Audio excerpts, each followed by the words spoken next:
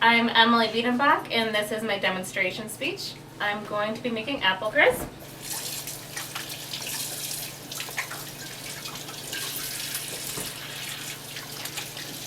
Okay, so first you want to make sure you wash your hands and all the apples. And I'm going to use this handy dandy apple peeler here. And this is great to kind of have kids help you with it. Little kids can help you. I mean, I've been using this one since I was probably about 4 years old. It's very easy to use. It kind of gets a little bit messy, but that's all right. I use about 4 to 5 apples for the apple crisp. This makes them a little bit thinner, but if you do want to have thicker apples, then you can certainly cut them or slice them a little bit thicker and not use something like this. So you take it off of there. Then you want to check in here too and make sure that there's no apples that have a bunch of peeling on it. And just kind of spread it around. Alright. So just kind of break it up a little bit. And then what you're going to want to do is mix up what you're going to be putting in with the apples. So it'll be 2 tablespoons of flour, 1/3 of a cup of brown sugar, 1/2 tablespoon of cinnamon, and then you'll mix this all together.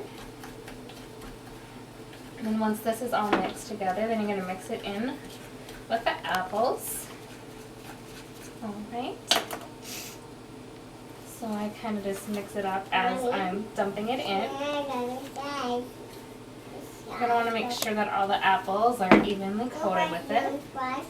Kind of just flip it over and kind of gets a little bit messy, but that's all right. And then once that is all completed, what you do is you mix the oats. That's about 1.5 cups. 1/4 of a cup of brown sugar, some cinnamon, 1/3 of a cup of flour, and then about 2 tablespoons of margarine and 2 tablespoons of butter. You can use 4 tablespoons of butter, 4 tablespoons of margarine. It's just really personal preference and what you prefer. And then you mix it up, and this is going to be the topping. So you kind of want to mush up the butter and the margarine so it kind of gives it that crispier topping for the apple crisp. Alright. So just mush it up together. This also gets a little bit messy, but if you're making it with kids, they tend to like it to be a little bit messier. So it's going to look kind of like this. Then you want to put it on top of there. And then you put it on top of the apples. Just kind of make sure all the apples are covered. I want you to do some rearranging for the apples. And then once that is all, the topping is covered how you want it, you put it in the oven for ½ an hour at 425 degrees.